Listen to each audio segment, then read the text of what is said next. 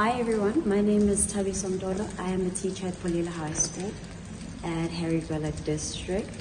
Today we had a workshop, and yesterday we had a workshop where we were basically, we learned how to be PLC facilitators. This basically was a chance for us to learn what PLCs are, and also the information that we need to take back to the teachers.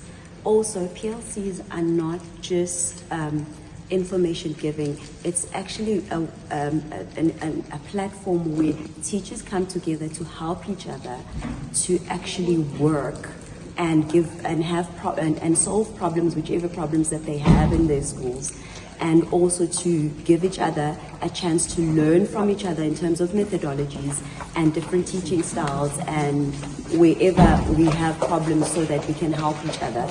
Also, when it comes to moderations need to happen, and they're going to happen within the PLCs.